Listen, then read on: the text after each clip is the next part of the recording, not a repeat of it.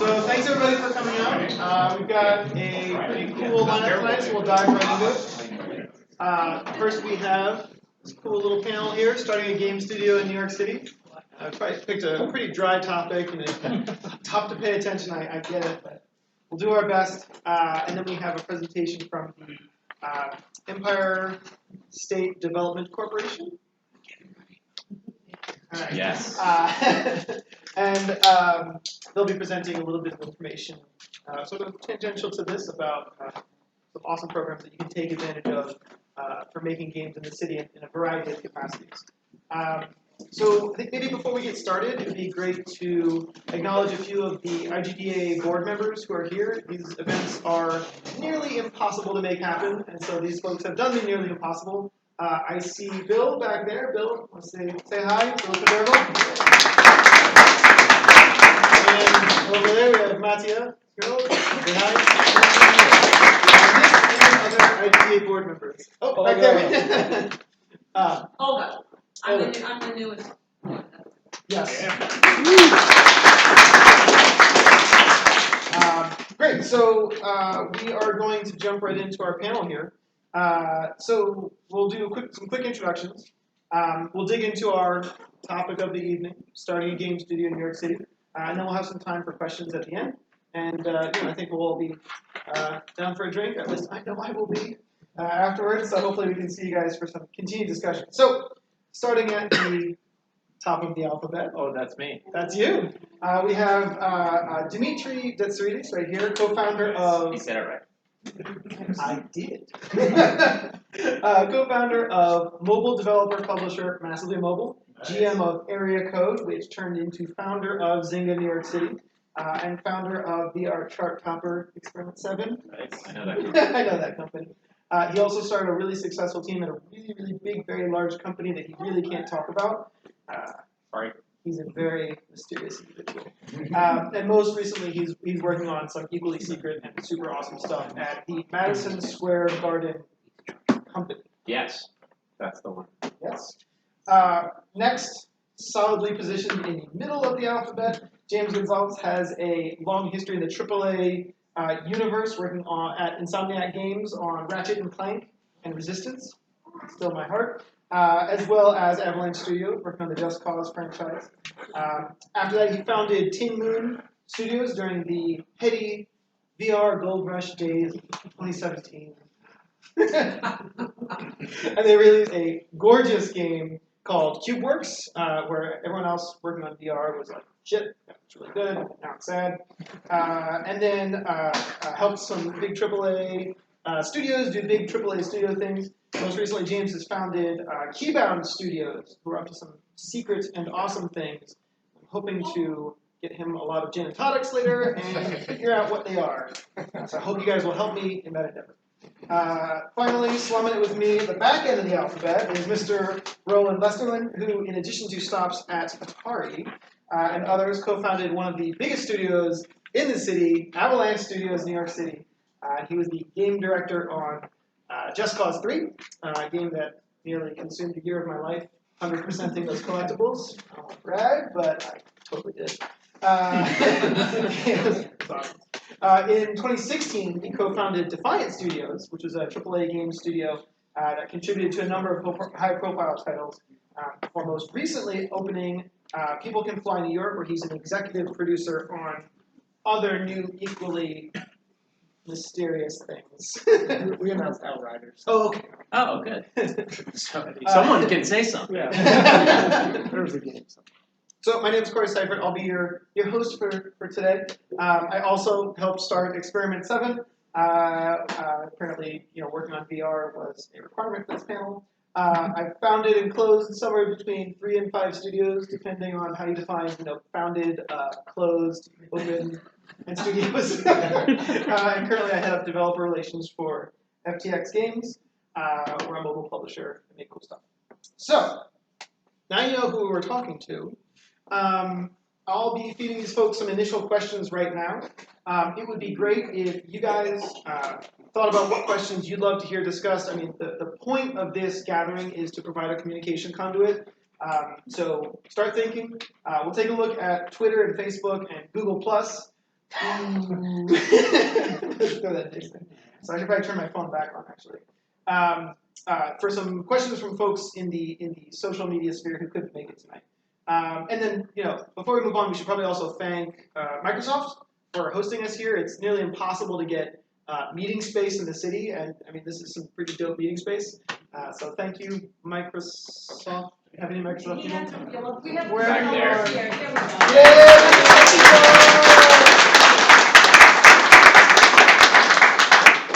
All right, so unless anyone has any burning questions, I have a topic. All right, so I think maybe this is just a guess. While swinging in the dark, is that the right metaphor? Fundraising. I'm guessing some of you may have some questions about fundraising, as do I. So, simple question to our panel. All of you guys have been involved in some pretty heavy-duty fundraising. What were your keys for raising that initial round of funding that got things started? Yeah. For me, the biggest key is perseverance. You're going to deal with a lot of rejection when you're doing fundraising, but I mean, you get 100 no's and you get 1 yes, and it's just the 1 yes is the one you need. It's a huge, painful process to do that fundraising, but it's still just the first step in making a game. That's actually the really hard part. So. At least you don't know instead of just quiet. Yeah. Or you get fadeaways, or people just ghost on you. Yeah, that's probably the most common response is just people being like, "Hey, it was great to meet you."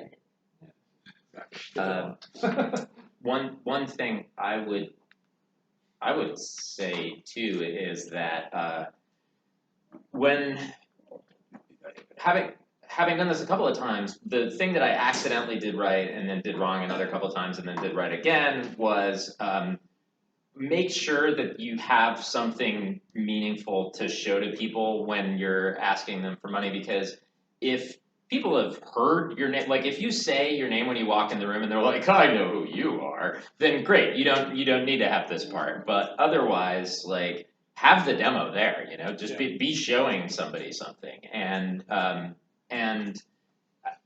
mean, we at E7 had enough tailwind from the VR interest level on the whole that there was like this sort of there was kind of an understanding. This is going to look like garbage for a while, but that's okay because everything looks like garbage right now. We're all using these headsets that are like taped together because this was all pre. That's not an exaggeration. Release. Literally, yeah, duct tape and twine. But even when I've worked in spaces that did exist, there's still this, like, you can't do it without something that someone can get excited about. Give them something to get excited about, and then a reason to go back and tell the more senior person that you didn't get to meet because you aren't a name, that, hey, I got excited about this thing, and here it is, check it out. Yeah, I mean, we hear these stories about people who are able to get their projects funded with just like an idea. Mm-hmm. But the thing that they're actually bringing to the table most often is some sort of name recognition or a giant team that's behind them. Sure, Hideo Kojima can go down and be like, I want to make a game, and people will give him money to do it. I think it's still hard. Yeah, but it's still it's still gonna be a lot of times. Yeah, I mean, you guys, right? Like, you were coming off of Just Cause 3, right? It's like a huge game. Yeah. Tons of money. Yeah. Almost all the stuff that I worked on, I got lucky. I made, you hit the right timing, things come out, but you go sit in the room, they're like, yeah, that's great. You did that last week, but what about this week? What are you doing? We were talking about it just before the panel started, that you go and talk to VCs, most of them don't know the industry. Yeah. So you're starting these meetings with an education of how you build a game. And I would tell someone that JC took us 4 years and tons of people all around the world to make it, and they look at you like you're crazy. And they're like, well, where was the 100x ROI that's going to happen? Well, it will take 4 years, and then you could, have a huge hit, and maybe 1 in 10 is a huge hit. And hey, it's great to meet you. yeah, exactly. And then they're like, oh, well, how else do you make money then? You're like, well, you make a little bit of money while making the game, like a little bit. And that's like a thin manufacturing margin business. And everyone starts looking at you like, wait, this is a terrible investment. Why would I want to make a game, and that's why you usually have to start with people who either have a big passion for games. So there are some, venture capitalists and some investment funds and companies like Epic and so forth, or Kickstarter, where you're going to start with people who know that they're going to lose money, but they're hoping to bet on talent. Yeah. And that goes back to what you're saying is you walk in a room with a demo or you push a button and it feels great, you're already ahead of the game. Yeah. But, you roam around New York City and you go to the impressive offices where people are like, cool, show me a giant spreadsheet, and you show it to them. Like, we built a lot of games. I can show them how every dollar is spent, and how every dollar is going to get made, and where the margin is per person that works for you, and how much money you're going to spend on outsourcing. These huge spreadsheets. Bill back there remembers that stuff.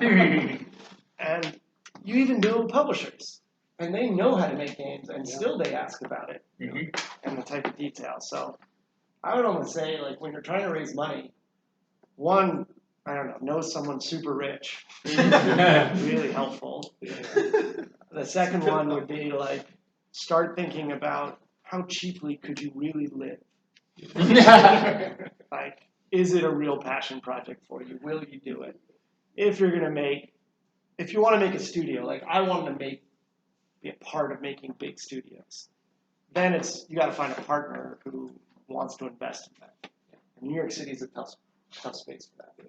I think also a lot of it is like, how much would it cost you to do the thing that gets you to the thing instead of doing the thing, right? Like, because it's like, if you're even in this room, you're undoubtedly someone who has been approached by a 14-year-old who's like, I got an awesome idea for an MMO. And you're like, great, that's fantastic. But like, and I'm going to program it with 2 friends from class. And you're like, no. Make a puzzle platformer. And then, and then figure out why did you do that, and then do something else. But yeah, I mean, I think everything, certainly everything we did, and I know that what you guys did too at TinMoon was like, okay, this first project is the project to show you that we're capable of doing the project.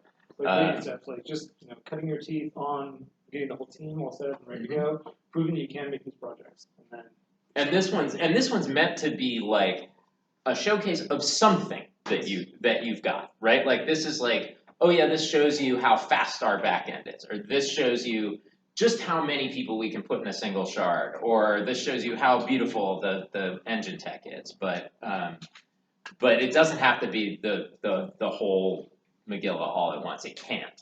Right. Yeah. Fundraising for something big is really hard to do. Right. So let's contract.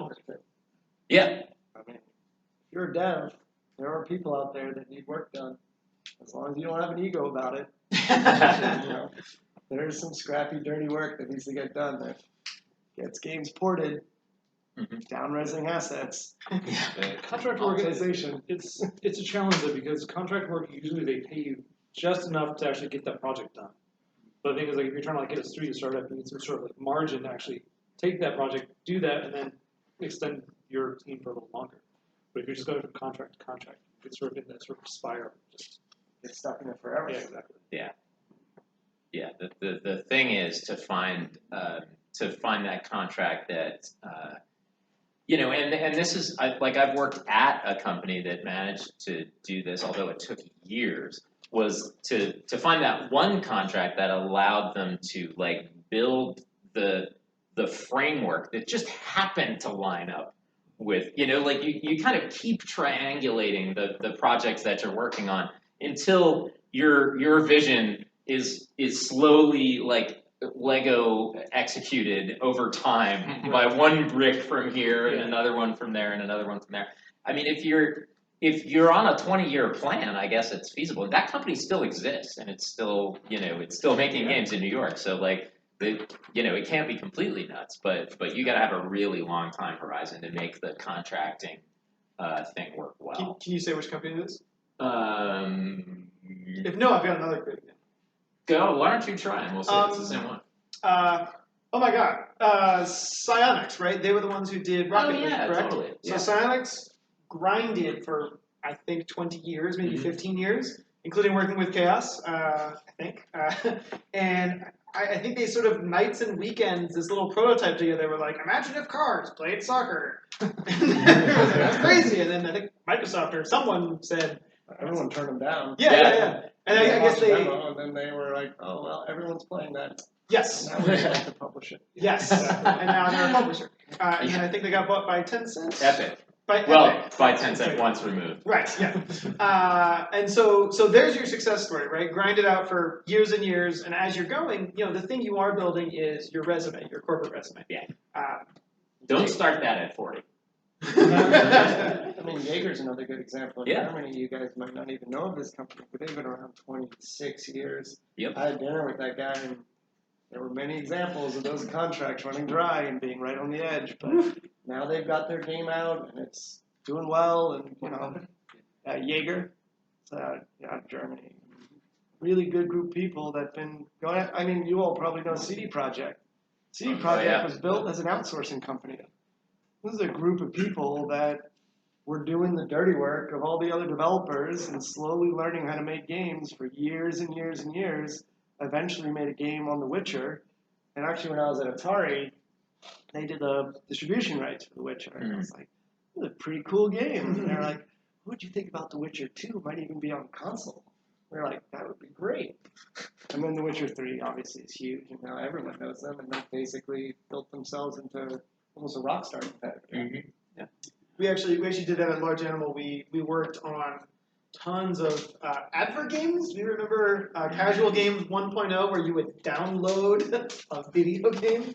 And so we would do them for clients. And in the background, we would get a few weeks here and there and work on Rocket Bowl. And I remember it was like, okay, we can afford to put you on it for 3 weeks. You have 3 weeks of level design, go. And I'm designing as fast as I can. It took us 3 years-ish, 2 years-ish, 3 years-ish life cycle to get the game done. And it was a pretty small game, but it was great, right? It was super successful for them financially. It opened up so many doors. They got a console for it. So there is a path, but it is grindy.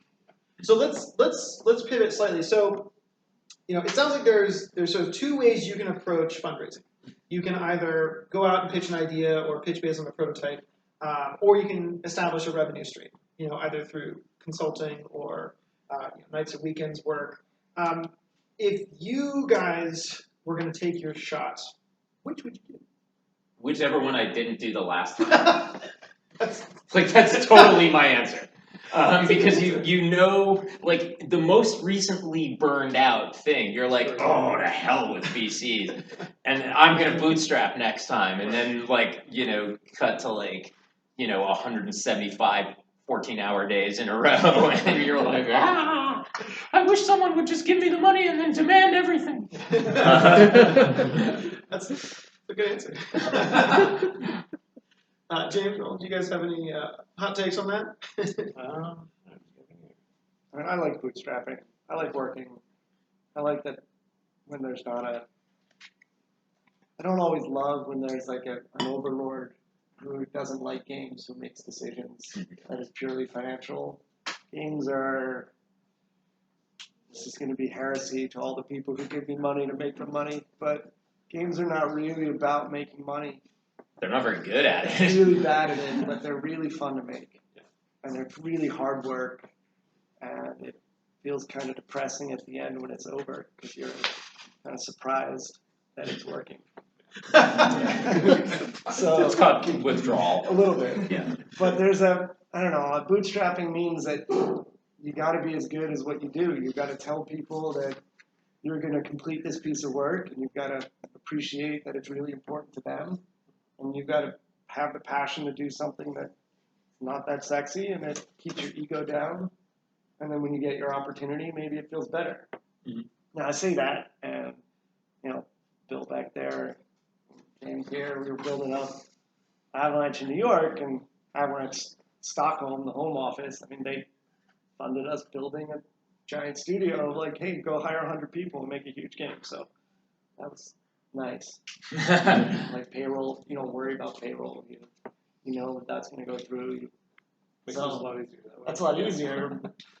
And so I would say if the opportunity shows up, because it's pretty rare though, because it's happened twice for me now, so it's pretty awesome.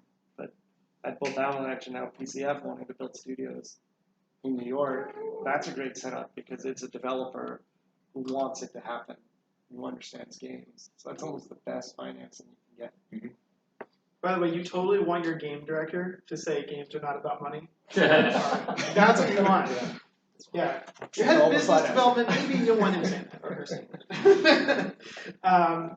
James, anything questions? Oh. So I know you guys were talking about it, like being at, because I find like sometimes it's being at the right place at the right time, and being at that place where you can meet that rich friend. So like, where would you guys recommend like school? Take shitty jobs at other game companies. Can we just repeat the question for the camera over there? Yeah. Where do you meet rich people? There's like a rich people bar. No, I would seriously say like to just like work at whatever games industry job you can get, because you're not going to meet the rich guy there because rich people don't work anymore. But you will meet the other people that you're going to wind up working with, and somewhere in there, that guy's older brother was employee number 5 at Riot, or something like that, and that's the only place I've ever met people close that to are. home there, bro. Yeah, sorry. For me, it's always just like networking is the most important thing. Like going out there, letting people know who you are, what you're trying to do, what you're trying to like raise for. The more people you meet and let them know, like I'm trying to find somebody like this, and they're like, sometimes a random person will meet. They're like, oh, I know a guy. It's just always like constantly trying to look for that person, or organization or something. Because it's word of mouth, and although knowing more people increases your chance. Roland, did you have anything to add before we move on? I kind of agree with making games. If you want to make games, go find out if you want to make games. It's very different from what you think it is. But if you love it, it's incredible. So you get inside any studio, almost do any job. It doesn't matter. If that's your first way in, just go see what it's like. The best thing to do is look around at what your favorite studios are. What are your favorite games? It might ruin your favorite game. Just warn you. But you're going to meet people who also love making games. And those people, like James, might start their own studios. And we used to work together. And it was tons of fun. And he's like, I'm going to go start a studio. I'm like, I'm going to go start this studio over here. And sure, when I started my studio after Avalanche, it was pretty much bootstrapped, and savings, and friends and family, and raise money, and you feel kind of bad about doing that stuff, but you're pursuing a dream. And so if you're doing it to make a lot of money, again, don't get a job. You'll make more money with a job than you will owning a studio. But if you do something you really love, it'll show up in the game. And that's when those games, I think, become popular. And that's why Rocket League is popular. Yeah. Mm-hmm. There's like a soul to that game. Yeah. Where you feel like a lot of people had fun making it. It makes a difference. Yeah. I know it's not a perfect answer. There's like a rich people list. I'm giving that 10 If out you of 10. find that rich people list, send it to us. Yes. Yeah, that's a good point. We'll do them up too. By the way, real quick, what you're doing right now is also the way to do that, right? Getting out to IGDA meetings, making these kinds of connections, meeting people who run studios. When you do find money, what kind of terms did they get? Good question. So repeating the question was, when you do find money, what kind of terms do you get, and what kind of terms do they get? Depends how successful you are beforehand. Yeah. I can run the whole game. I've had super aggressive deals come across my table and super friendly deals. I remember going and talking to a publisher. They're like, "We'll pay for half your project. You have to give us 100% ownership of your studio and IP." And I was like, "Why would I do that?" Half the project. Yeah. I was like, Where's the rest going to come from? I sold you everything. Exactly. So yeah. Wow. So you'll see some pretty aggressive things out there. For me, when I was trying to figure out a good way of negotiating terms, I really looked to the startup industry, like tech startups, and how they structure their deals. And there's a whole wealth of information on how you can sort of set those things up. That's really what I relied on. But more specifically, what is acceptable to you? Not in those, in more specific rather than such general terms, which is basically that anything can happen. Right. I mean, people are going to I guess I would say if you Google the terms that you're being offered, and yeah, if you bing those, and you don't get at least one Silicon Valley blog saying this looks about right, because there are, like, they literally will be like, look, hey, this is we think that your company is worth is going to be worth $5 million at the end of the term of this convertible note, and we are and we're going to put in $1 million, and so here's this is the value of your company is determined entirely by whoever the first person is to give you cash. If somebody comes to you and says, here are the terms, you just get used to it, and they change. So I couldn't say like, oh yeah, it's it's a safe note with a with a $10 million valuation and right, like every 2 years there's an entirely different fad amongst venture capitalists. Safe notes didn't exist 5 years ago. It was all convertible notes, and then before that, like no one would. I mean, the valuations that people offer for seed rounds now are like $10 million, $5 to $10 million, which if we were sitting here doing the same thing 5 years ago, I would have said $2 million is what a seed round is, like by definition. Yeah. So you throw out the dictionary every 2-3 years. It's remarkably consistent. It's 2 years for some reason. If you're doing like contracts, I'd say 12% margin be pretty normal for contract work. If you're like good at what you do, maybe you can get 15, but somewhere after that, you're too expensive for that contract, probably. Yeah. I'd say like a publishing deal. If you're real good at what you do and you sold a lot of money, maybe you get 30% on the back end. Yep. With that 12% margin up front, but it's usually stepped. So, the first X million units are going to be at 10%, at 15, and 20, and you'll never hit 20. And you will never get to that first advance. And you'll try to. If your game makes enough money, you'll hit your royalties. I think the biggest dangers in the contracts are how they exit. So VCs will sometimes want to pull money within 3 years at a certain amount, and there'll be a debt exit for them that you'll be on the hook for. And so that's a dangerous deal for you if it takes you 3 years to make a game, and you're banking on your game making money instead of banking on your team being good. There are some deals out there that you can cross-collateralize with other companies, like joining a 10-cent group or whatever, and taking funding that way. But, none of your margins on a first company will probably be higher than 10-15% for the first couple of years, unless you're really successful. Yeah. I mean, unless it's like it's your first company, but whatever, you spent the last 20 years at some other company as the name above the title. You say margins, you're talking about margins on top of your operating costs? So whatever you estimate. Like that's how much money you're going to be making per year of profit that you can either reinvest, increase salaries, pay for healthcare. Crazy. Increased healthcare. Healthcare goes up almost 9% a year. Yeah. And so you have to squeeze your salaries, and your employees are like, why am I getting 2% a year? And you're like, well, your compensation is actually going up higher, but you're spending it on the healthcare costs. And when you're a small company, what are you going to do? Like, you can do a PEO, and the PEO is going to dictate what your healthcare costs are. And so you can either take more money out of their salaries. So, and then if you eat your 12% margin and your company shuts down, that's kind of worse than having jobs. So. And the idea you couldn't get a higher margin because competition would, if your prices were higher, someone would be able to compete against. Yeah. Well, and then the particularly ridiculous thing about it is like, if they've, for anyone in this room, if they've already decided that working with a company in New York is okay, then working with a company in Cambodia is also okay.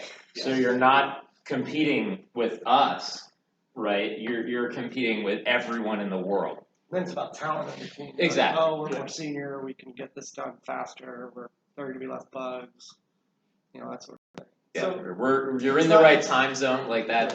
Yeah. You know. And you don't really want to get a huge margin out of it because your client's going to kind of know, hey, I'm pulling a 35% margin on a business and you're racking up all this cash, which is great for you, but they're going to look around and see another price tag for that same amount of work and they're going to be like, oh, you kind of screwed me over on that contract. Maybe they won't return. And like any business, a returning customer is way more valuable than a new customer. Customer acquisition at this scale, which is really B2B what we do, you don't do B2C. The whole idea of selling to a gamer is a fallacy. We sell to one client, whoever your customer is that's paying for your development or whatever it is. Unless, again, you're wealthy and you can sell. Or you're lucky. And you're lucky and your free-to-play game hit or your mobile game released on arcade this week. And everyone bought it. They're apples for it. Yeah, exactly. Apple's probably Yeah, I have one note to add. So I'm currently the only one who's actually on the publisher side. So with the knife. There's a saying in sort of military history of you never go to battle with more resources than you need. And from the publisher side, it's all about risk mitigation, right? You get fired for writing bad deals, and nobody wants to get fired because working at a publisher is really fun. So generally what all of the things you guys have described, which is exactly what a publisher is thinking about, it's all a big risk formula, right? So they might go to a studio in Cambodia, and sure, if it's like super proven, really good talent, really known quantity, yeah, great, but those don't exist, otherwise I would have signed them already. And that's why you sign a studio in New York, because it's a known quantity with a great track record, and can deliver something high end. And the interesting part is the publisher knows what's up, right? Like there are no secrets in game development. Like you might think like, ooh, this budget is sneaky. I have half my team somewhere else, right? They know. Mm-hmm. Like it's easy math, right? And the publisher really, really wants you to succeed. They really want you to stay in business. So I would offer that. And again, I'm totally biased today. I might be less biased tomorrow. I would offer that.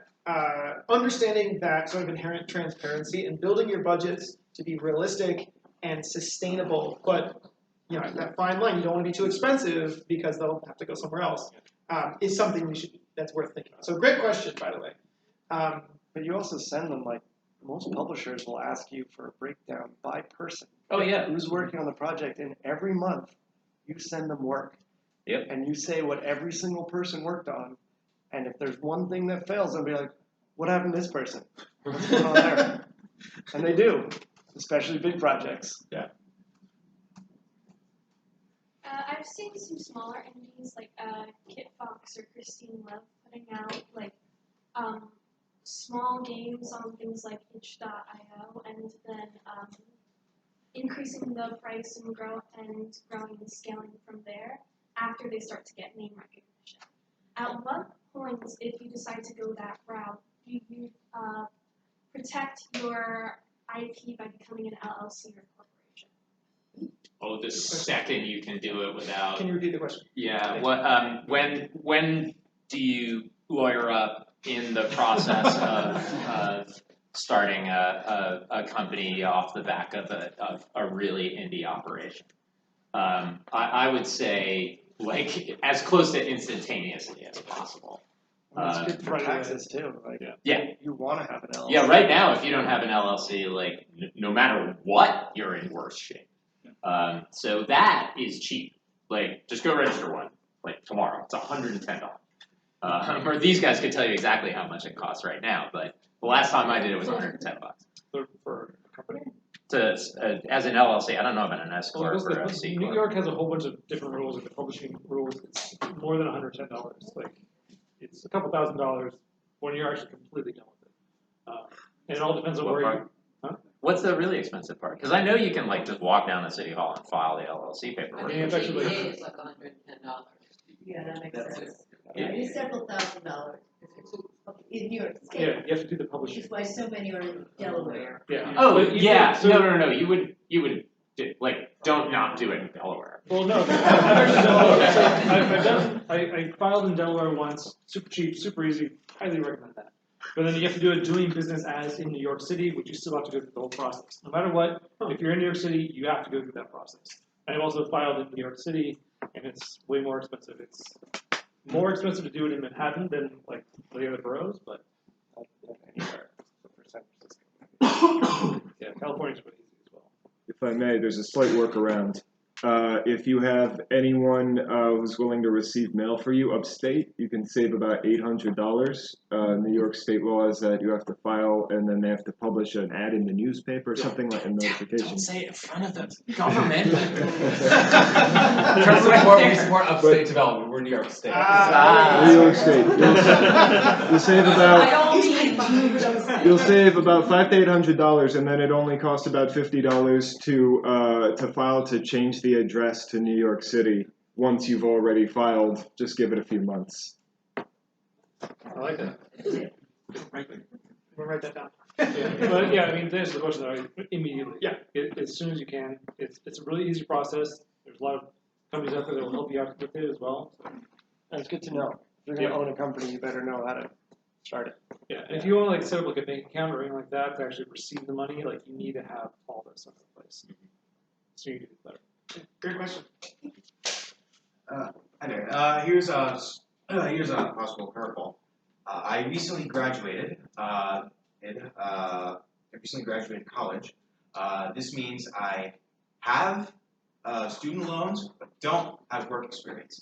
Naturally, if I'm starting a game company, there's risk in that. But if that doesn't work out, I want to be able to fall back on a day job, at least for a while. That being said, I'm under the impression that the longer I put off finding a day job, specifically in development, games or otherwise, the longer I put off finding a day job, the harder it will be to get one in the future because of that gap in my employment experience. Is that correct? It would have to be a long time. I mean, I graduated almost a year ago. In my experience, when I hire, it's all about what the person can do. Yeah. I mean, if you have the skills and the chops to do whatever it is, if you can pass all of our tests, I don't care. Like, you could have dropped out from college and bummed around Europe for a couple of years. I don't care. As long as you can do the job, that's what matters to me. Tell a good story about why you bummed around Europe. Yeah, exactly. Like I literally hired someone who was like, but first I have to bicycle across the United States. And you're like, all right. But I know what you here's the code. I mean, it's not like you can't do it. So unless you're gonna run a giant fraud for some reason, I would say you're probably fine. Like a year is not that big, especially right after college. It's like The issue is, will the HR recruiter? No. I mean, like, who has HR? I have seen. That's what you're talking about. I have talked to some HR people who are like tossing resumes right in the bin because of stupid stuff like that. They're usually not good HR people. Yeah, but exactly. Like somebody might. Well, Bill, you know this probably as good as, if not better than the rest of us, because you did the mad rush to 100,000 people. No, nobody cares. You could have dropped out of high school as long as you can show you can do it.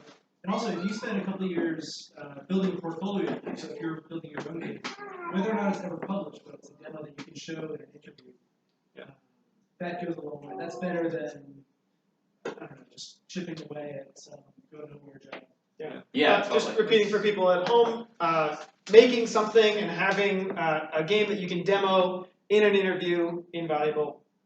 I would also throw in that it's good to pay off loans and make money. Okay, which ties into the other part of my question. How can I put off paying my? What are some ways? I mean, that's a great question. Go to graduate school. I did.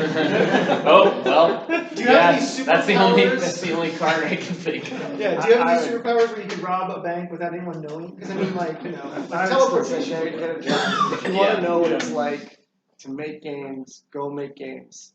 Even if you're like starting your own thing, you want to work on your own projects, having the experience working within a team setting, and knowing what all it entails, it really helps. Because there's a language that you learn. There's a vocabulary that exists in a development studio that is unlike any other vocabulary.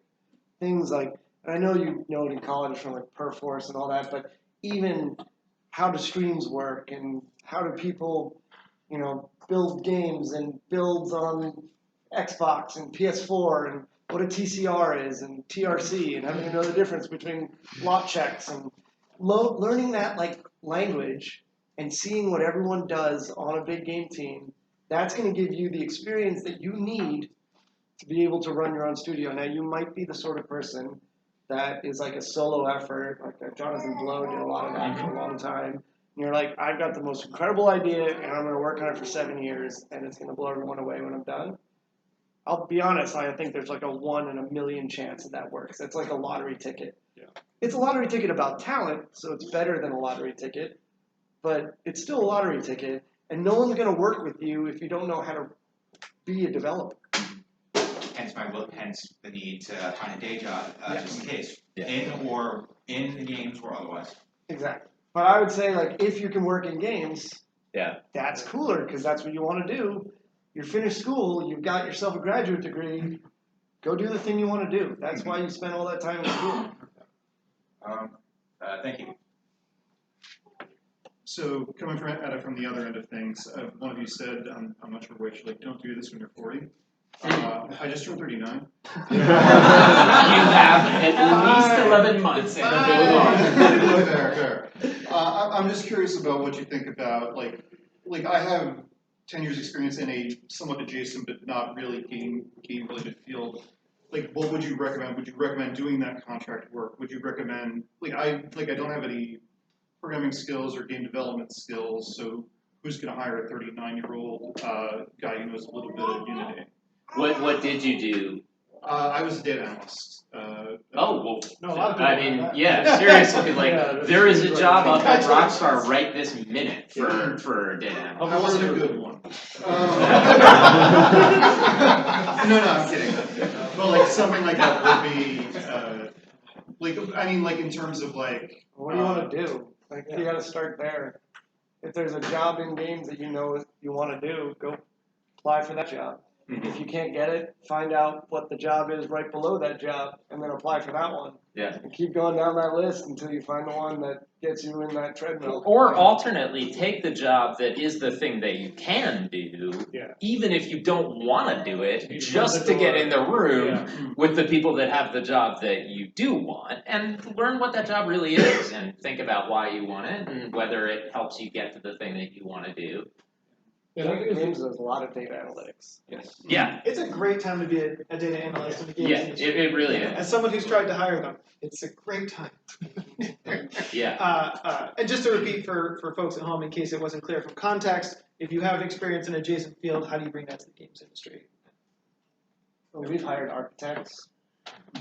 We've hired people, games adjacent. It just takes passion to get into it. You show that you're passionate, and you go in the interview, and you're like, and you're honest. I don't know much about it, but I'm willing to start at the bottom. But I've got a master's degree here. I have 10 years in data analytics. But I want to change careers. I don't like data analytics and finance. I prefer to do it in games. Yeah. You may be lucky and run into someone who's like, you know what, I could really use that skill set. Yeah, I mean, I can say from a lot of too much personal experience that it is impossible to hire someone who has data analytics experience in games. Those people can write their own checks right now, and so, I mean, if I interviewed 100 people, 3 of them had games industry analytics experience, and 2 of those had been doing it for about a year. So, I mean, like, seriously, if you want to write SQL anymore ever again, like, just go and apply to any games industry data analytics job. You will get a call. 10 years of doing it, yeah, I would call you tomorrow. Don't undervalue the fact that you're doing something in Unity because it shows that you're so passionate that you'll do it in your free time. Because that'll put you head and shoulders above everyone else who's sort of, just has the core skill set. Yeah, I had applicants who didn't even like games. Like, they just applied for a job because it was a job. And I've thought about those guys. Because it's hard to hire experienced data analytics people. It's true. Who's had their hand up for a while? I've been kind of distracted. I think over here we had. The question I have is, I'm a student right now, but you said to get as quickly as possible into the gaming industry. But as somebody who's a full-time student, it's kind of hard when most of the jobs you see for games studios, they're all requiring you to be full-time. And like, what would the suggestion be then? So the question was, if you are a student and you can't accept a full-time job yet, what's the best on-road to get into the games industry? Yeah. I mean, summer internships are a really great way of doing that. A lot of companies I've worked at have had internship programs that reach out to students and will bring students in. So one of the things we did at TinMoon was like a bunch of student outreach. I think it's really important to try and get people excited about the industry while they're students. But yeah, most people do want full-time people. So getting out of, once you finish with school, it'll be a lot easier. But internships is what I recommend.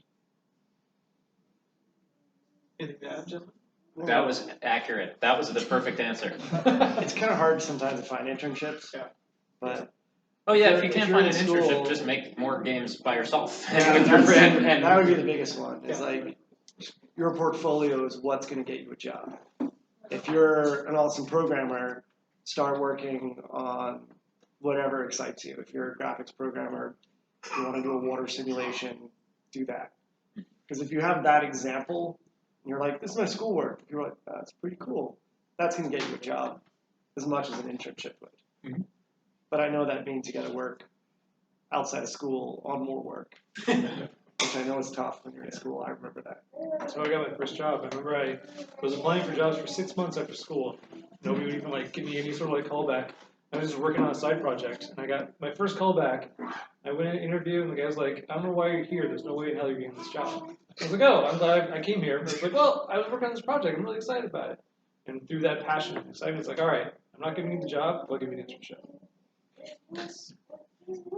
As quick show of hands, is there anyone here who works in the games industry right now who didn't do modding or indie projects or something, nights and weekends? Did anyone just get a degree and get hired right away?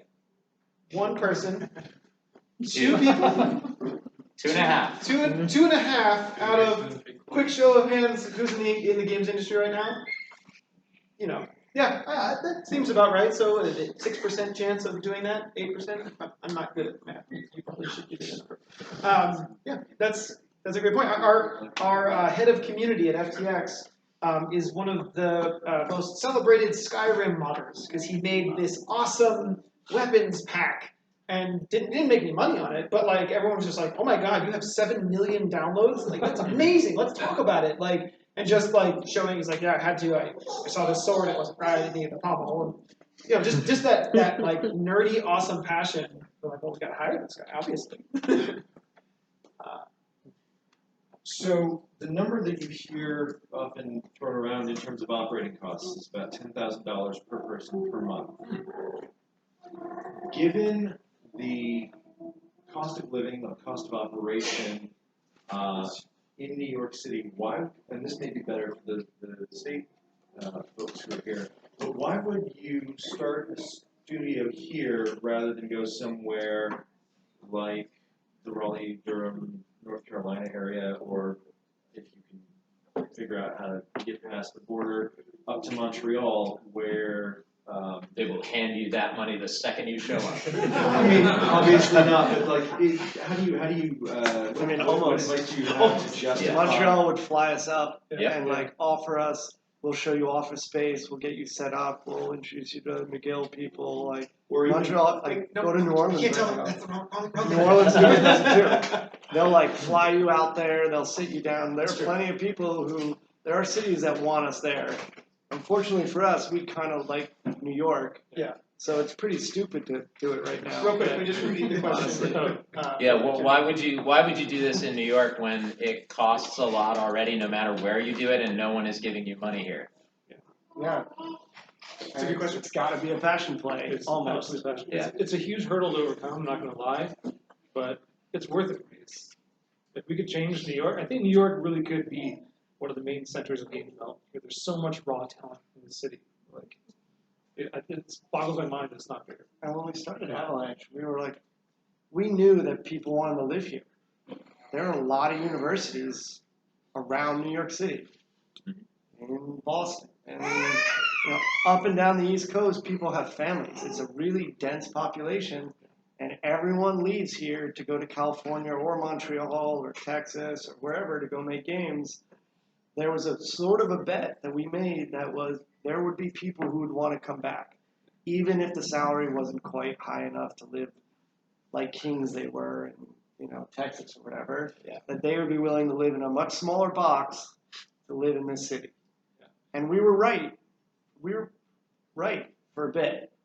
But now, like, Google is also doing it. Yeah. And they're like, oh, well, we'll pay 2x what a game studio can pay. And instead of $10K a month, you're now looking at 15 or 20 for, like, real senior talent. And then you're like, how do you afford that when you're competing with the other people in Montreal? And that's where the New York State Development Fund will. Perfect segue. They'll give us all the answers after this. Yeah. But another thing I want to say is that New York's not the most expensive place to make it, but San Francisco is just as expensive, even more. More so. And that place is exploding. So it's not that like these high costs are impossible to overcome. It really just takes a critical mass of developers getting here and saying, we want the city to be an awesome place. I would offer, as someone who's done a lot of hiring, when you're someplace like New Jersey, right? Great place to live, love it. Really hard to recruit, right? When you put a job listing up, there's just not as many people there. There's not as much momentum. There's not as much industry. There is a specific government entity really, really aggressively trying to help you hire people. But that's why you open a studio in New York City, is you have incredible talent here that is quite simply inaccessible elsewhere. Because it's people who have family, people who just love the city, who it's like, hey, I am not available for New Jersey or Montreal or North Carolina. Yeah. But there is a very real concern, right? It's a great question. It's a question on everyone's mind who's here. And it's a question on everyone's mind who's investing in games in New York City. Getting those costs accounted for in the same way that Montreal has done is certainly critical to our industry, for sure. I think we have maybe time for one or two more questions. A lot of the skills that are going to make you successful as a game designer and enough of a visionary to start your own studio may not translate to running your own business. So as a sort of a question with two potential answers, either what are the things that you wish you knew when you founded a studio, or what kinds of people are you looking to hire in order to run the business? So just repeating the question, what kind of things do you wish you knew when you started a studio? What kind of people are you looking for your studio in the context of game design skills may not translate to entrepreneurial skills? I got one for that. So as somebody who's been both a designer and a producer, what are you looking for? So the first thing you're looking for is a partner, not someone to hire. Because no one who is really, really good at the everything else is going to do it for a salary. They're going to do it for a chunk of the business, and odds are you already know this person, because if you don't, it's going to be practically impossible to convince somebody to come in on something, because the way that would have to happen would be this like really awkward thing where you're like, I'm a super genius, and they're like, yeah, I could be working in finance, like so. So I would say that someone who either has been it's the same thing you look for in a starship captain, right? The guy who was the first officer on another ship. So whoever was the general manager when the managing director was Bill is the guy you want to talk to, or gal, most certainly. Yeah, I completely agree. It's like having a good partner or team that you work with is how you really do that. For me, like I've done engineering and game design, but for me, like when I started doing the business, I fell in love with it. Like it's something like, I read books actively about all the game business stuff, legal stuff. I just like eat that stuff up. And so for me, like it was really awesome to partner with people who are awesome about doing that game design stuff, because it will eat a lot of your time to run a business, and it's really hard to try and multitask all these things. You cannot do it all. So you need to make sure you surround yourself with people who are all on the same page moving forward. Okay. I mean, it's a passion play again. Go back to what I said in the beginning. So I'm on the side of, I love designing things and creating a vision, but I really love management because I learned when I was working in film, and I met some big directors, very famous people who make giant films, and they all told me like that's like 10% creative, the rest is management. Because you got to keep everybody wanting to do the vision that's in your head, and that is incredibly hard. But I learned that when I was in my 20s. I was like, oh, I better learn how to be a good manager and be someone who people want to work with. And so I spent all my time focused on that skill set. So I can walk into a studio that's 5 people or 500 people, and I can stand in front of everybody and present my big vision and do my big speeches. And, you know, it kind of works. You get a little bit of rah-rah, and people are like, cool.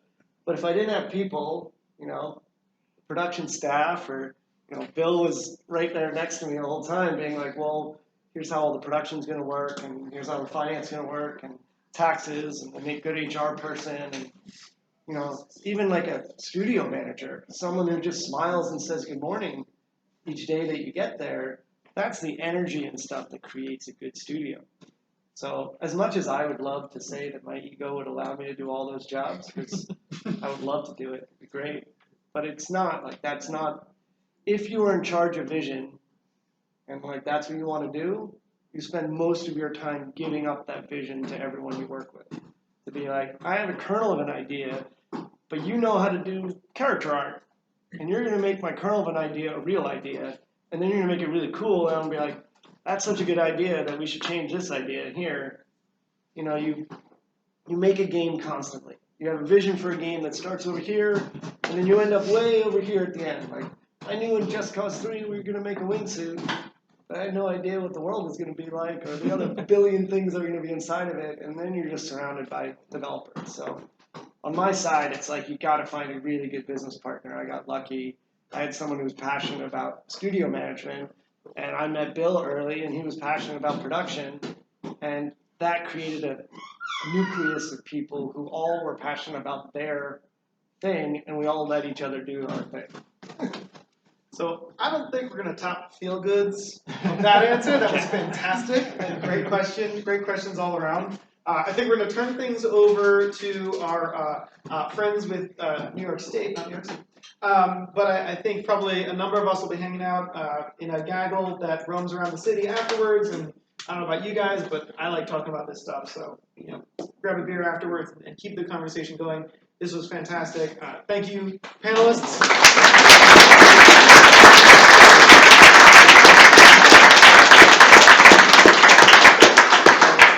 Why don't you guys come on up and we'll go sit down.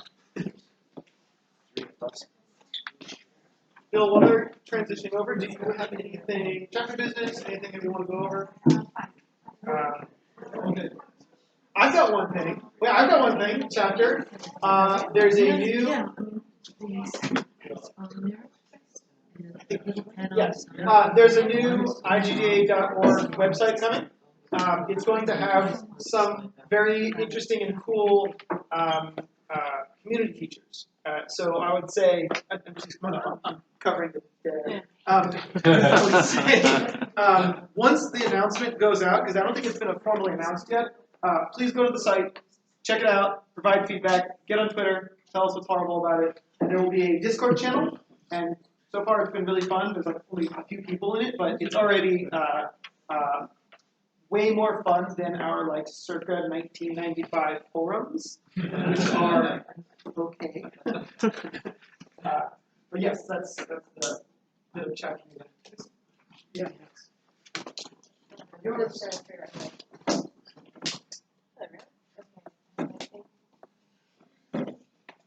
It's on the side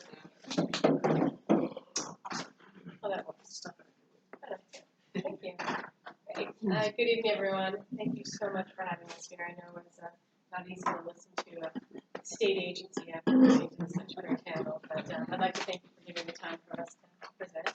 My name is Patricia Bailey, and I'm here with my colleague Vinny Fox over there. And as previously mentioned, we are Empire State Development. First off, I I've met and talked with a few of you before, but I don't know if anyone else is actually really familiar what Empire State Development is. So just a quick background, Empire State Development is the economic development arm of the state of New York, so we do report to the governor. And what we do is we work to attract new businesses to the state, and support the growth of existing firms by means of financial incentives, real estate development, marketing, and small business services. As a little bit of a better visual, I put it down into kind of 4 boxes that are most relevant for you all. We do assistance in funding, talent and workforce development, infrastructure, and also technical assistance. Examples of these in our programming would be funding. We have loans and grants, the New York State Innovation Venture Capital Fund, which I know I just said VC out there. Unfortunately, I don't think we've had any digital game development products done with the VC fund, but there's always a next. So just to put it out there, that does exist. Talent workforce development, we have employment training programs, we also have the NYSTAR programs, infrastructure, there's a broadband programs, technical assistance. So there's more programs than what I have listed here, but I just want to highlight 2 of them that are probably, I think, most relevant to the digital game development industry. That's the Excelsior Jobs program, and also the NYSTAR programs, one of which is the Center of Excellence. So I'm actually going to talk more deeply in the Center of Excellence soon. I just want to briefly go over the Excelsior Jobs program. I'm not sure, from what I've heard, it sounds like a lot of you are really kind of just starting out, so this might not be where you're looking for now, but 2 or 3 years down the line when you're establishing yourselves and growing your business, it might work for you. Excelsior Jobs Tax Program is a discretionary fund. That means it's something that you have to apply for, and it's based on a per project. We decide per project the amount of incentives of tax credits that we will give you as you grow your business. For tech companies, this usually doesn't mean so much of a capital investment, more so as actual job growth, the number of people you're hiring. We want to encourage you to hire in New York State, so we will look at salaries and the number of people you plan to hire and retain for the next 5 to 10 years. We will then give you a tax incentive, which comes in the form of a rebate at the end of the tax year. So there's probably a lot of gibberish that maybe it's too late for you all to really, try to listen on. But if you do think you are at a stage where you are growing your business and you're hiring people, find me, find my colleagues. We will originate these discretionary tax credits, and they will usually help a lot of companies that are looking to grow. But there are, it's very expensive to grow in New York State. We're trying to at least subsidize some of that cost with tax incentives. So that's just a brief overview of Excelsior. You can Google it to get a lot more information on kind of what the qualifications are for that, and then you also have our contact information there. You can reach out to me and my colleagues, and we, more than happy to dive deeper into that with you. Let me jump quickly into not just kind of what ESD does, but specifically the vertical tech and media team, which Yoni and I work on. We are tasked with attracting tech and media companies to New York State, attracting and retaining them. For the longest time, this would be software developers, mobile technology companies, marketing companies with big growth. But as of recently, and some of the people here who've met through different roundtables can attest to, we have really been focusing more on digital game development. As you all know, this is a world where you can be coming from data analytics, or you can be coming from the art industry. You can come from all different aspects and still be creating jobs in digital game development. So we feel this is a company, an industry that's very important to the state, and we are working behind the lines to really build that support. So while we don't have any programs that we can support now, just believe us that we are working in favor of the industry right now to try and help get this industry more support from the state. So one thing that we were able to accomplish in the past 2 years, let me step back actually and just talk a little bit about centers of excellence. So NYSTAR supports centers of excellences in many different industries, one of them being the digital game development industry. So they fund these centers of excellence, which there are 3 of. They give them state funding to help those agencies raise public profile of the gaming sector in New York State and collaborate, with private and public businesses to flourish the ecosystem here. So those 3 centers of excellence, I don't know if any of you are from any of them here.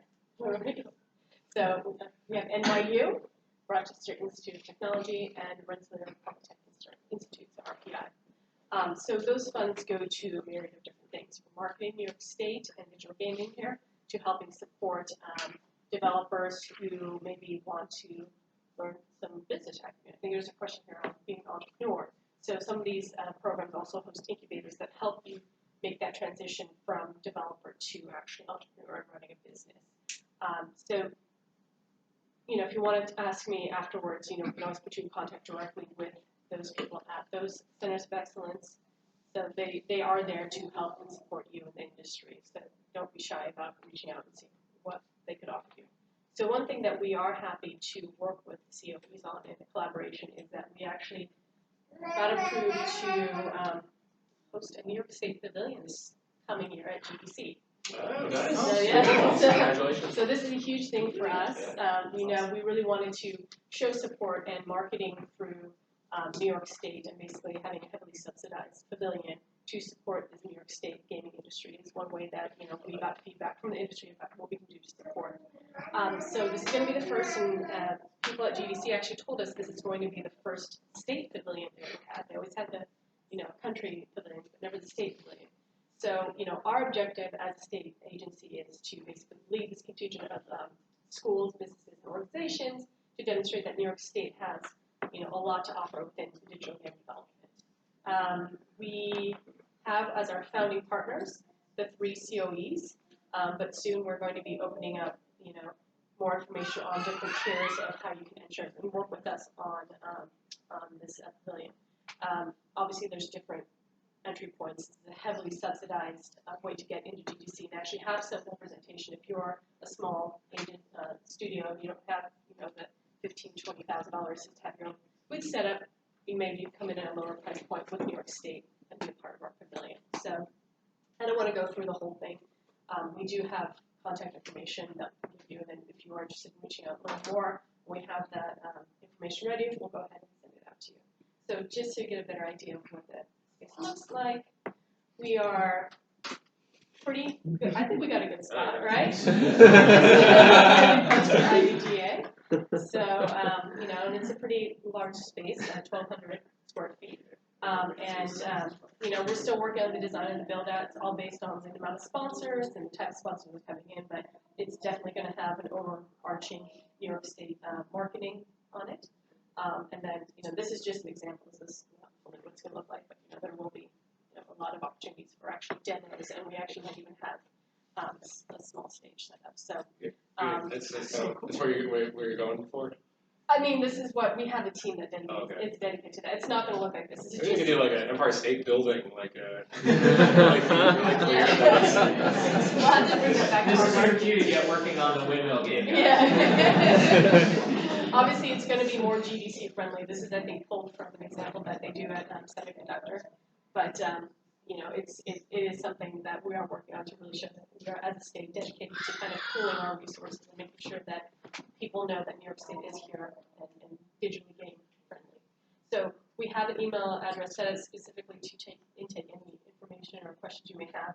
Yoni and I are also both here. If you want our information, we're more than happy to share our contact information if you want to talk about it further. But like I said, we're established with 3 schools, and then I think in the next 2 or 3 weeks, we hope to actually be getting some kind of like more information out to the smaller state students that are interested in So I will now open up to questions, and usually what I don't know, Yoni does know, so I'm going to lean on that. So you're saying that within the next couple of weeks, you're going to be bringing on solo or small teams who may be interested in attending GDC next year as part of this? Yeah, so we have heavily subsidized the cost of attending GDC. Like I said, the 3 schools that are attending, they always have a presence there, but not only do they have to pay for their footprint, they have to pay for shipping costs of getting materials there. We're handling all that. So we're going to have different tiers of a way of approaching. So even if you just want to attend, but you want to have space at New York State Pavilion or maybe a logo, we're gonna figure that out. You know, this is the first time for us that we're still working the kinks out, but we are putting together, you know, a perspective of what that could look like. But I can just send a message, send an email to that address, detailing what I have in mind, and then we can just take it from there. Yeah, I mean, we should, you know, we'll go ahead and, before you do that, we will send you kind of like the price point of what it would cost to be a part of it. Because it's not free, it's heavily subsidized, but, you know, we do have to make up some of the costs. Are we? It's a lot of money. If I may add, Yes, I yes. think primarily we're looking at smaller studios rather than individuals.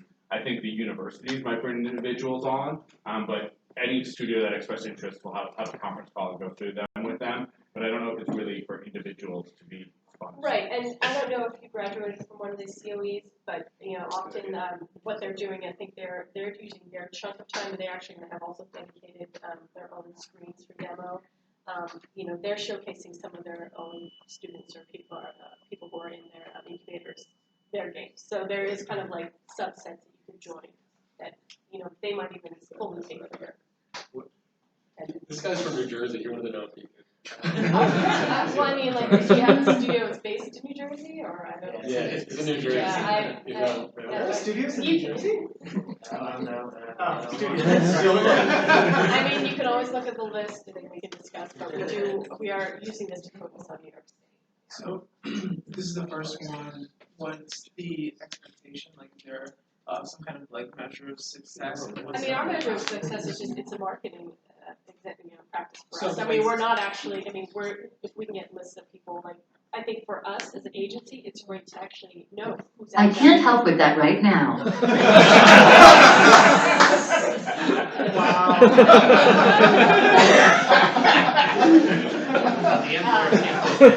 Yeah, but we want to make sure that we're talking to the community. So, I mean, if there's a myriad of reasons why it's good for us to be in contact with you, but also we're there promoting. I mean, like, why do we go to Semiconductor? You know, we're going there to promote the industry that's here in New York State, but we're also promoting the state in general. It's like, look how many studios we have here. Look how many resources we have here. Look how many passionate people we have here. So it's, you know, it's multifaceted. I guess what I mean is like when you bring this back, you guys go to GC, you come back, and then We may go to GDC again. We may go to other conferences. If that's the question. The question is more like, you know, we bring this back to the governor. We go, look, it was a hit. Can we get more support for like we're working on support on many levels. Yeah. This is one of the things that we got feedback when we held roundtables about 2 years ago with people in the industry, and they were saying what we want is kind of an overarching branding of New York State and digital game development, because we can get further that way than being XYZ studio that happens to be from New York State. If we can get that extra support, and this is a way for us to financially support the studios kind of in a more, you know, broader sense than, you know, just giving out grants. You know. And also with the Excelsior tax credits, like as I briefly explained, that like those are kind of for more mature studios, and really to get to mature studios, you need to foster the smaller studios. So this is kind of our way to start getting there. So in some ways, yeah, it's an experiment. We'll see what we come out of it, but we're pretty confident that this is just going to be, you know, the excitement in the room when I announced it, which is showing that okay, people are, you know, the fact that we're showing support and we want to help you all get to that next level is what really our goal is. Maybe a sort of comment, less a question. I think this is awesome, but it's also easy to understand. Like, if you show us a big picture of a GDC booth, like, we all get that, that's great, but like, tax code is complicated. Yeah.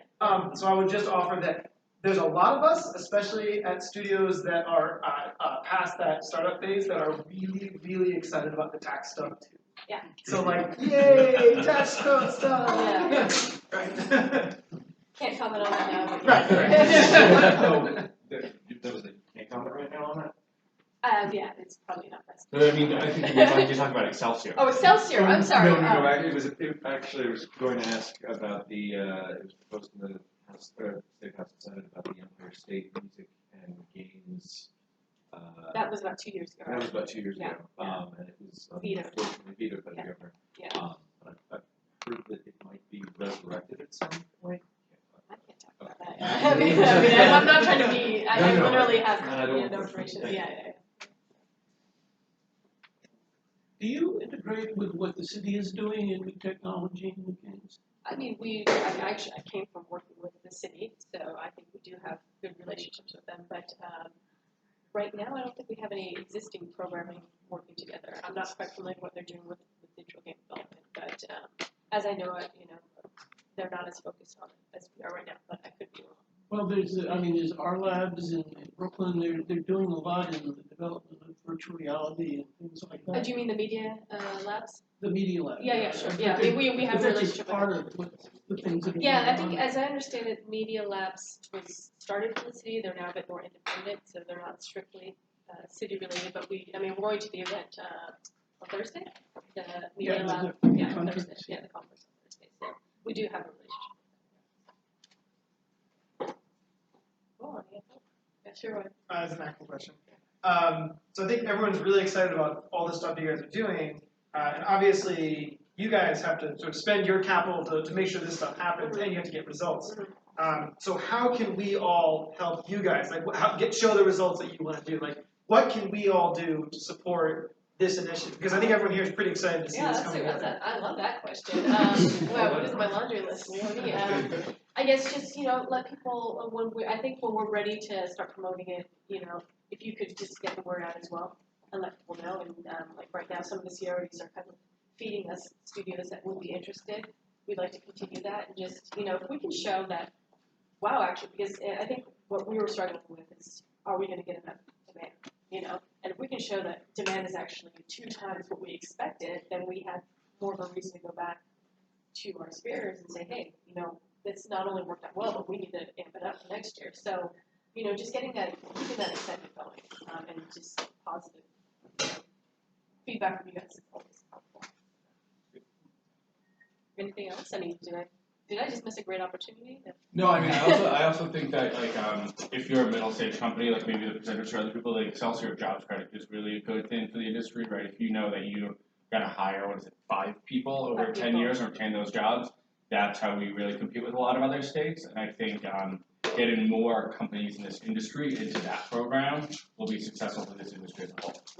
And I know it's difficult with the way game development studios work, and saying that you're going to keep somebody for 5 years and 10 years, but definitely if you think you're at a stage where you are a viable company, or someone like that, but they are maybe feeling a pinch of the cost of New York State, we can help. Like, even if they're not unsure that they would be able to commit to that, just having that conversation with us is helpful.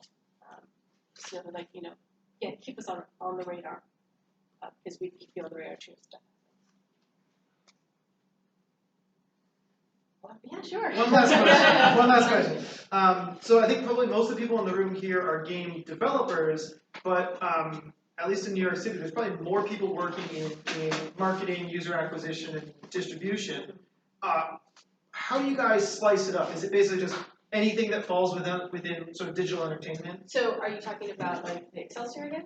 Or just sort of umbrella, like all if you're a digital game development company, we're interested.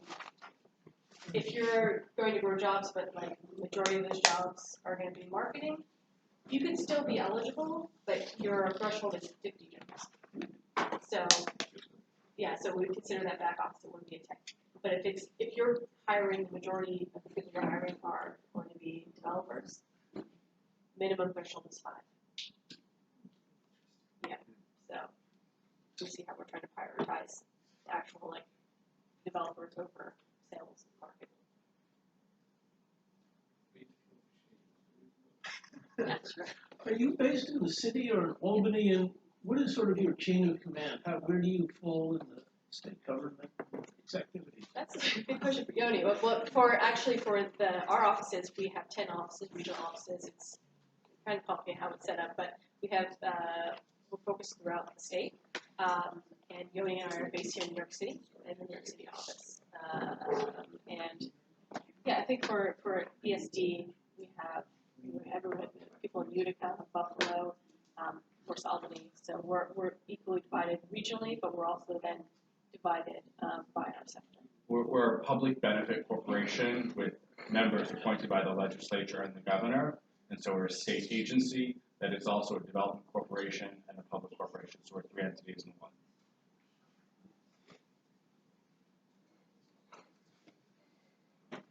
Cool. So does everyone have this email address?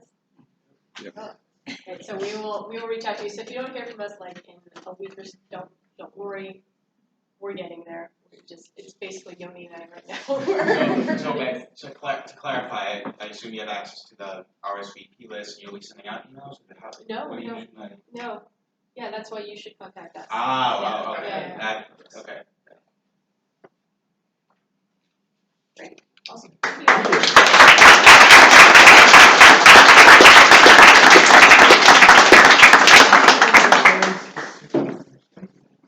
Do you want to wrap up? Or there we go. Alright, so I think Bill's gonna send us off. Thank you everyone for coming out tonight. I hope you found this fun, informative, you learned something. Thank you for our panel and for our moderators and for EST. I think that's about all I have. Is there any other questions? Let me know. Otherwise, join the IGDA, follow us on Twitter, Facebook, all that sort of thing, and find out when the next event's. And they do